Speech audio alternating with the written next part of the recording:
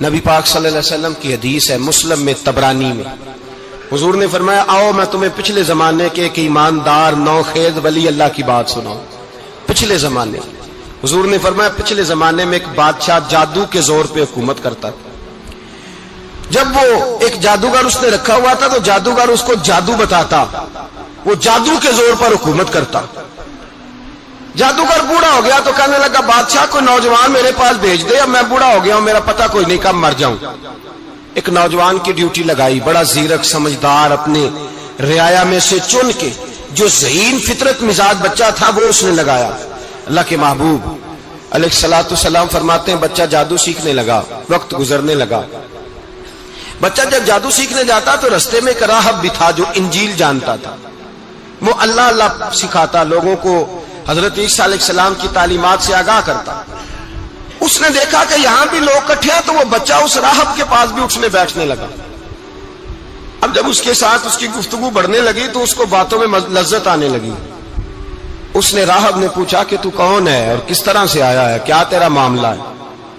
اس نے کہا جی میں جادو سیکھنے جاتا ہوں، آپ کی باتیں مجھے بڑی اچھی لگتی ہیں۔ اس نے کہا دین سیکھ، جادو سیکھنے والے کافر ہو جاتے ہیں، قرآن و حدیث سیکھنے والوں کو اللہ کامل ایمان عطا فرماتا ہے۔ فرمایا یہ سیکھ۔ بچہ بیٹھنے لگا، اس کے پاس آنے لگا، باتیں دل میں گھر کرنے لگی۔ ایک وقت آیا کہ مسلمان ہو گیا، اور مسلمان کیسے ہوا؟ بچہ کہتا ہے میں تجربہ کر کے ہوا۔ اب میں تھوڑا سا وقت جادوگر کے پاس بھی جاتا اور باقی سارا وقت وہاں بیٹھتا۔ میں ایک دن جا رہا تھا تو رستے میں اژدہا تھا، بہت بڑا سانپ تھا، رستہ روک کے کھڑا تھا۔ یہ حضور نے بیان کی حدیث۔ نبی پاک صلی اللہ علیہ وسلم فرماتے ہیں بچہ کہتا ہے کہ رستے کے اندر سانپ ہے، رستے بند ہے، لوگ چھتوں درختوں پہ چڑھے، ہراش ہے۔ کہتے چھوٹا سا روڑا میں نے اٹھایا تو میں نے کہا اللہ اگر جادوگر سچا ہے تو اسے مار دے۔ چھوٹا سا روڑا میں نے پھینکا، اژدہا کوئی نہ مرا۔ پھر چھوٹا روڑا اٹھایا، میں نے کہا اللہ اگر وہ عالم سچا ہے تو اسے مار دے۔ اب جب میں نے روڑا مارا تو اژدہا مر گیا۔ میرے اندر سے گواہی آئی نہیں دین کی باتیں سچی ہیں، نہیں قرآن کی باتیں اسلام سمجھانے کے لیے عرض کر رہا ہوں، اگرچہ اس دور میں انجیل تھی، اللہ رسول کی باتیں اچھی ہیں۔ کہتے میں مسلمان ہو گیا، اب میں نے راہب کے پاس ہی رہنا شروع کر دیا، جادوگر کے پاس چھوڑ دیا اس بچے نے آنا۔ بادشاہ پوچھتا کہاں زیادہ وقت گزارتے ہو تو وہ بات گول کر دیتا۔ وقت تیزی سے بڑھنے لگا، اللہ نے اس نوجوان میں طاقت پیدا کر دی۔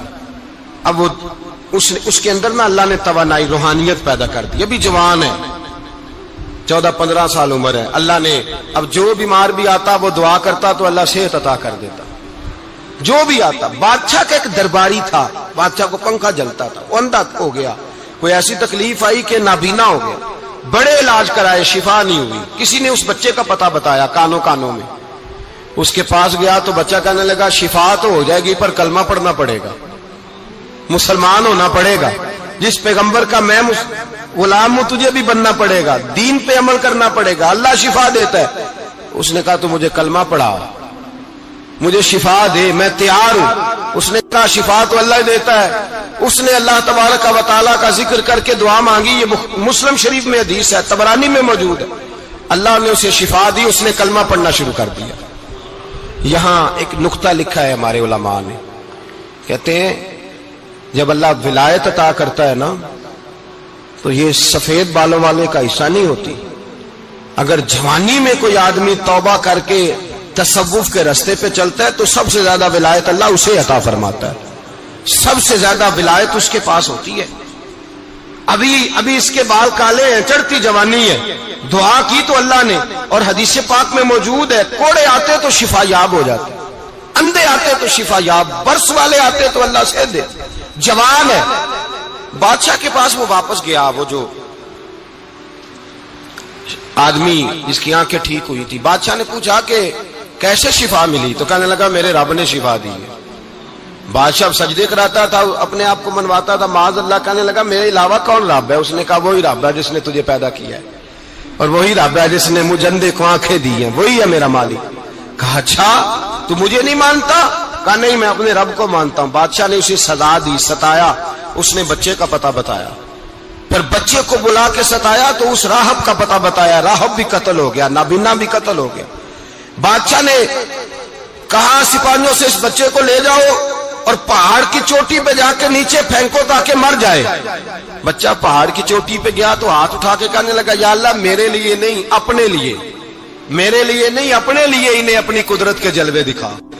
میرے لیے نہیں، اللہ کے بندے اپنی جان بچانے کی دعائیں نہیں مانگتے، اپنے لیے انہیں اپنی قدرت کے جلوے دکھا. یہ دعا مانگی، جتنے لوگ ساتھ آئے تھے وہ سارے زمین پہ گرے اور سب مر گئے، پہاڑ سے گر کے مر گئے. بچہ واپس سیدھا بادشاہ کے پاس کہنے لگا لو بھائی میرے رب نے مجھے بچا لیا ہے. جوان کا ایمان دیکھو، میرے رب نے مجھے، بولو میرے اللہ نے مجھے ایمان کی گواہی دے رہا ہے، میں بچ گیا ہوں، تو جھوٹا ہے، میرا رب سچا ہے. اس نے کہا لے جاؤ اس کو دریا میں، کشتی میں بٹھاؤ، بیچ دریا کے جا کے دھکا دے دو. بیٹھے کشتی میں، دریا کے بیچ گئے، اور جب جا کے وہاں اس کو دھکا دینے لگے تو اس نے کہا اللہ میرے لیے نہیں اپنے لیے انہیں اپنی قدرت کے جلوے دکھا. بس ایک طوفان سا آیا، جتنے سپاہی ساتھ آئے تھے ڈوب کے مر گئے. وہ بچہ اٹھا اور سیدھا پھر بادشاہ کے پاس، اسی کے پاس کہنے لگا لو بھائی میرے رب نے مجھے بچا لیا ہے، تیرے پاس آیا ہوں. وہ کہنے لگا تو کیا مصیبت میرے گلے پڑ گئی ہے، کیسے جان چھوٹے گی؟ تو بچہ کہنے لگا اگر تو مجھے باندھے درخت کے ساتھ اور سارے ملک کو بلائے، لوگوں کو اکٹھا کرے، پھر تو مجھے تیر مارنا، میں تجھے بتاؤں گا کیسے مارنا ہے، میں مر جاؤں گا. اللہ کا بندہ نوجوان ایمان دیکھو، مرنے کے طریقے بتا رہا ہے، میں تجھے بتاؤں گا میں کیسے مروں گا. یہ بات کہی، بادشاہ نے سارا مجمع جمع کیا، ملک سارا باہر آ گیا، درخت کے ساتھ باندھ دیا. کہنے لگا بھائی لوگوں یہ مجھے مارنا چاہتا تھا، مار نہیں سکا، اب میں اسے بتانے لگا ہوں کہ میں کیسے مروں گا. اسے کہو جب تیر مارے تو ساتھ میرے رب کا نام بھی لے، میں اپنے رب کے نام پہ جان دوں گا، ایمان کی پختگی میں اللہ کے نام پر جان دوں گا. اسے کہو رب کے نام پہ مارے، مر جاؤں گا. بادشاہ نے اللہ کہہ کے تیر مارا، پیشانی میں لگا، بچے کی روح پرواز کر گئی. جتنا مجمع کھڑا تھا سارا کلمہ پڑھ کے مسلمان ہو گئے، سارے مسلمان ہو گئے سارے. میرے رسول پاک سید عالم صلی اللہ علیہ وسلم نے نوجوانوں کو بتایا جب تمہارے اندر ایمان کی قوت آئے گی تو اللہ تمہاری مدد کرے. فرمایا وہ نوخیز ولی تھا، ابھی جوان رانا تھا، ابھی اس کی پیشانی پر جوانی کے آثار تھے، لیکن اس نے اللہ کو راضی کیا، رب کریم کو راضی. ولایت کا مطلب بڑھاپا نہیں، ولایت کا مطلب وہ نہیں کہ جب بڑا لمبا وقت گزر جائے تو پھر آدمی آئے کہ نہیں اب کیا کرنا ہے، اب مسجد ہی ہے، اب تو اس کے علاوہ گزارا ہی کوئی نہیں.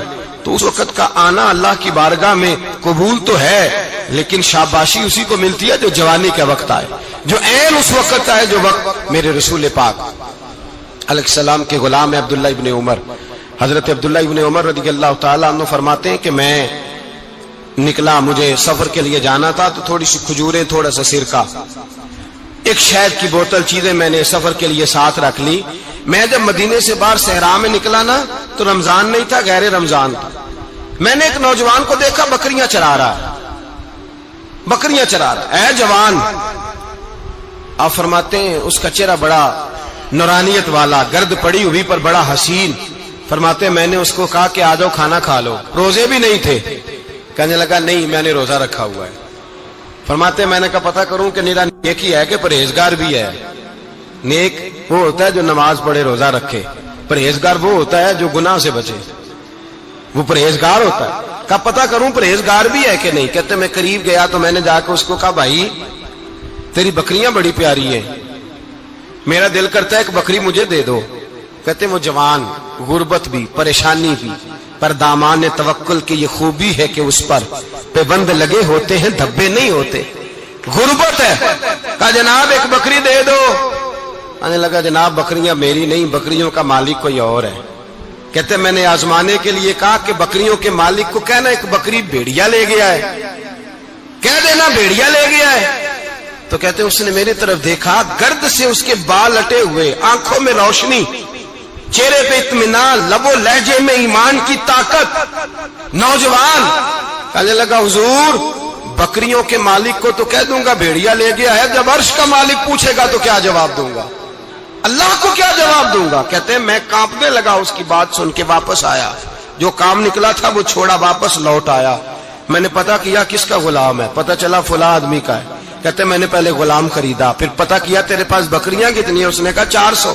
کہتے میں نے مالک سے ساری بکریاں خریدی، پھر غلام کو بلایا، پھر وہ بکریاں تحفے میں دی، تحفے میں۔ کہنے لگا حضور یہ سارا کچھ مجھے کیسے ملا؟ میں نے کہا تیرا ایمان بڑا پختہ تھا تو میرے رب نے تجھے انعام عطا فرمایا ہے۔